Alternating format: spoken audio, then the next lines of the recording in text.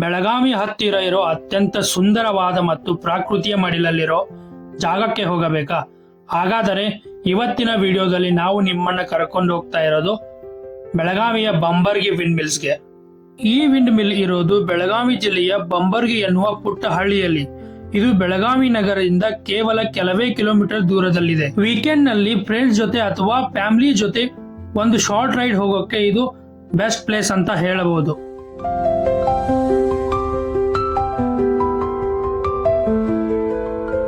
ಪಶ್ಚಿಮ ಘಟ್ಟಗಳ ಅಂಚಿನಲ್ಲಿರುವ ಈ ಎತ್ತರದ ಪ್ರದೇಶದಲ್ಲಿ ಸದಾ ಜೋರಾದ ತಂಗಾಳಿ ಬೀಸುತ್ತದೆ. ಇದನ್ನೇ ಬಳಸಿಕೊಂಡು ಇಲ್ಲಿ ದೈತ್ಯ ವಿಂಡ್ ಮಿಲ್ ಗಳನ್ನು ಅಳವಡಿಸಲಾಗಿದೆ.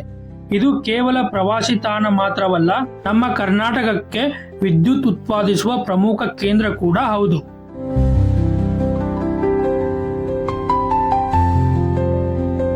ನೀವು ಇಲ್ಲಿಗೆ ಬರಬೇಕಾದ್ರೆ ಮುಂಜಾನೆ ಅಥವಾ ಸಂಜೆಯ ಸೂರ್ಯೋದಯ ಅಥವಾ ಸೂರ್ಯಾಸ್ತದ ಸಮಯದಲ್ಲಿ ಬಂದರೆ ತುಂಬಾ ಚೆನ್ನಾಗಿರುತ್ತದೆ. ಅದರಲ್ಲೂ ಮುಂಗಾರು ಮಳೆಗಾಲದಲ್ಲಿ ಇಲ್ಲಿನ ಸೌಂದರ್ಯ ದುಪ್ಪಟ್ಟಾಗುತ್ತದೆ.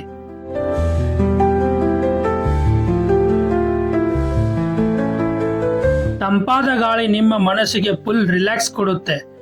ಫೋಟೋಗ್ರಫಿ ಮತ್ತು ರೀಲ್ಸ್ ಮಾಡಕ್ಕಂತೂ ಇದು ಸೂಪರ್ ಸ್ಪಾಟ್. ಹಾಗಾದರೆ ಇನ್ನೇಕೆ ತಡ?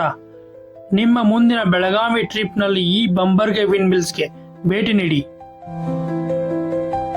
ನೋಡಿ, ಇಲ್ಲಿ ಬರೀ ವಿಂಡ್ ಮಿಲ್ ಫ್ಯಾನ್ಗಳು ಅಷ್ಟೇ ಇಲ್ಲ, ವಿಂಡ್ ಮಿಲ್ ಫ್ಯಾನ್ ಜೊತೆ ನಿಮ್ಗೆ ಹಿಂದ್ಗಡೆ ಹೊಲಗಳು ಕಾಣ್ಬೋದು.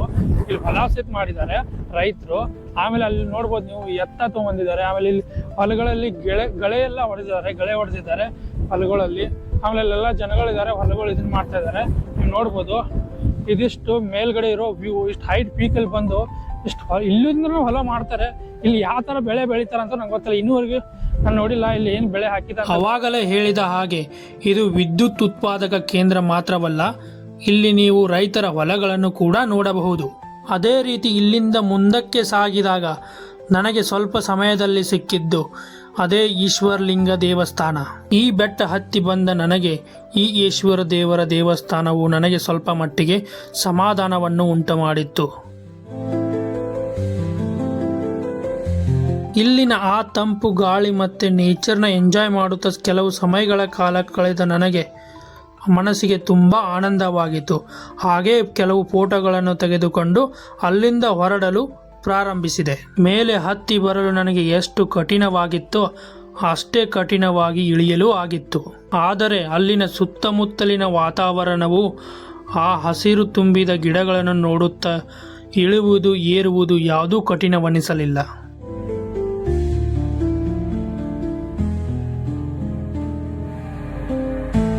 ಈ ವಿಡಿಯೋ ನಿಮಗೆ ಇಷ್ಟವಾಗಿದ್ದರೆ ದಯವಿಟ್ಟು ಲೈಕ್ ಮಾಡಿ, ನಿಮ್ಮ ಬೆಳಗಾವಿ ಫ್ರೆಂಡ್ಸ್ ಜೊತೆ ಶೇರ್ ಮಾಡಿ ಮತ್ತು ನಮ್ಮ ಚಾನಲ್ಗೆ ಸಬ್ಸ್ಕ್ರೈಬ್ ಆಗೋದನ್ನು ಮರೆಯಬೇಡಿ.